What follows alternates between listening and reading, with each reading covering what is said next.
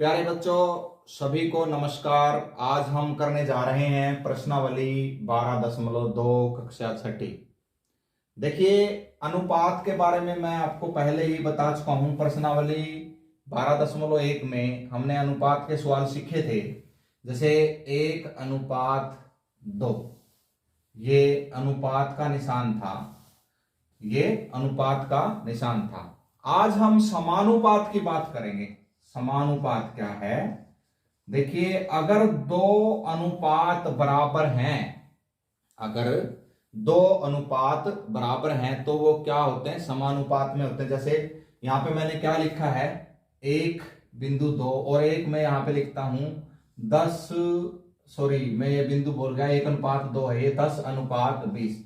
एक पहाड़े पे कट रहे हैं, 10:1 10, 10 दूनी 20। देखिए, ये भी 1:2 है और ये भी 1:2 है। ये दोनों बराबर हैं, तो हम इनको समानुपात में कैसे लिखेंगे? 1:2। समानुपात लिखने का क्या तरीका है? 4 बिंदु हम ऐसे लगाते हैं, 2 बिंदु या 2 अनुपात इकट्ठे लगा लेते हैं, ये समानुपात का निशान होता है। और हम यहां पे लिखेंगे 1:2। ये दोनों अनुपात समानुपात में हैं।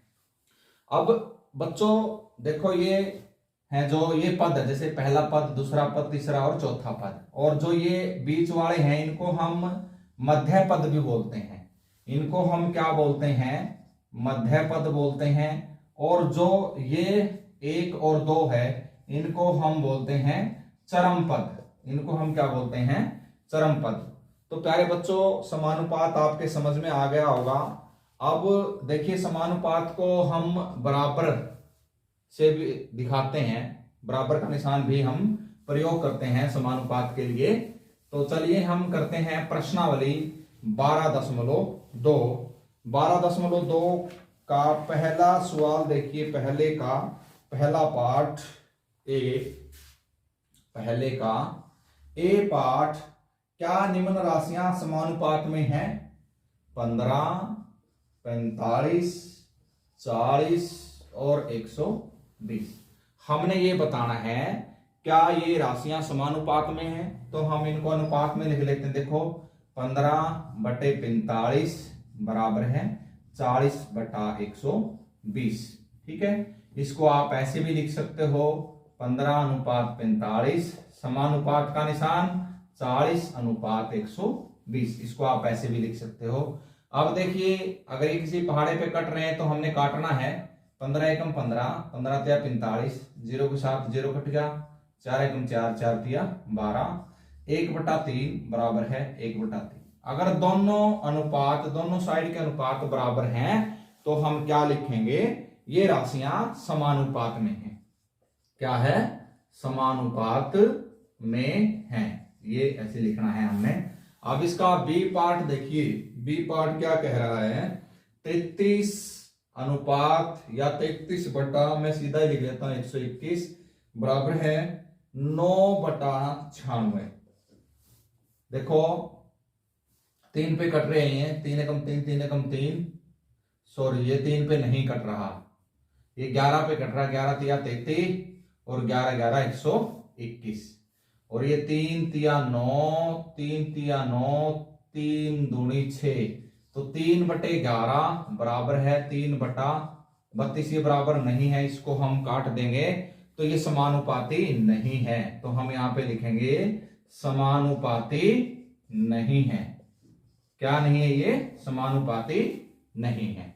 तो प्यारे बच्चों, मुझे पूरी उम्मीद है आपको ये सवाल समझ में आ गया होगा। बाकी के पार्ट आपने खुद करने हैं। बहुत ही आसान सवाल है ये, बहुत ही आसान सवाल है। सवाल नंबर 2 देखिए, ये बताना है भी ये सत्य है कि असत्य है। ये इसमें थोड़ा सा भी अंतर नहीं है, पहले सवाल में और इस सवाल में 20:3 ये दे रखा है। बताइए क्या ये सत्य है?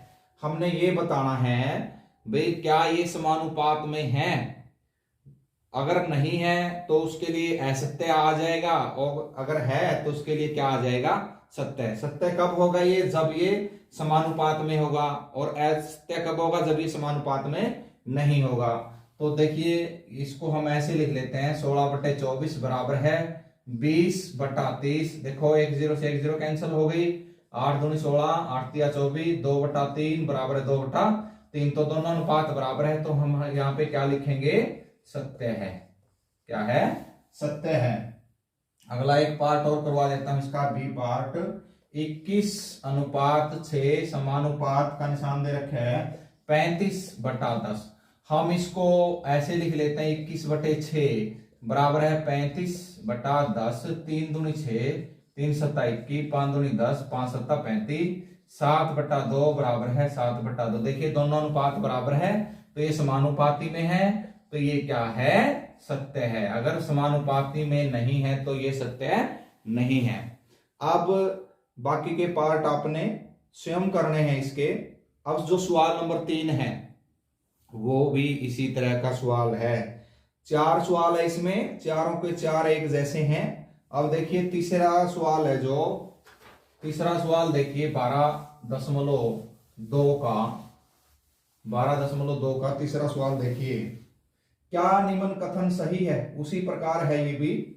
ए पार्ट देखिए 40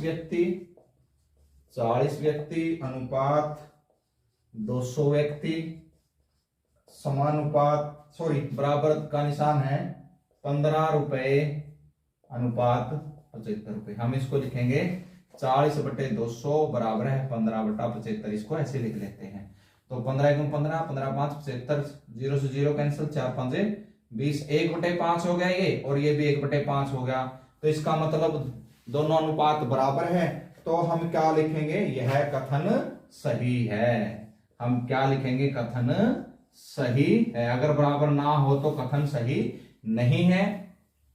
इसका बी पार्ट देखिए क्या है, बी पार्ट में क्या कहते हैं, 7.5 लीटर अनुपात 15 लीटर बराबर है 5 किलोग्राम अनुपात 10 किलोग्राम। देखो इसको भी हम इसी प्रकार लिख लेते हैं, 7.5/15 बराबर है 5/10। और हम इसको एक बार दशमलव हटा लें, 75/150 और 5/10।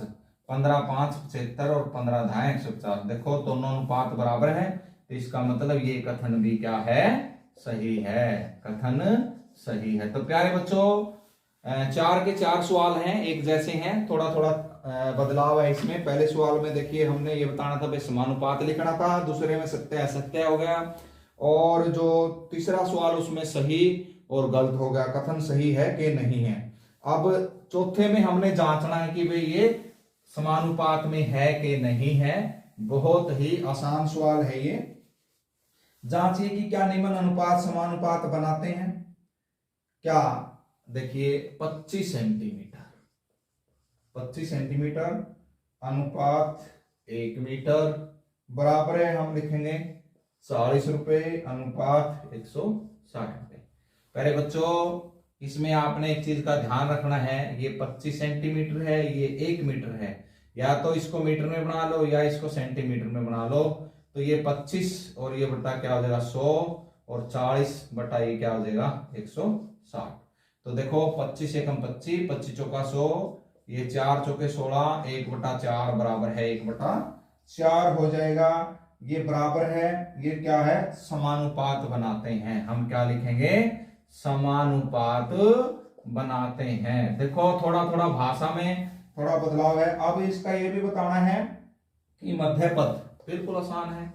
मध्य पद कौन कौन से हैं, देखिए 1 मीटर और 40 रुपए मध्य पद है। और चरम पद क्या है, मैंने पहले बताया था प्रश्नावली शुरू होने से पहले। चरम पद क्या है, 25 सेंटीमीटर और 160 रुपए।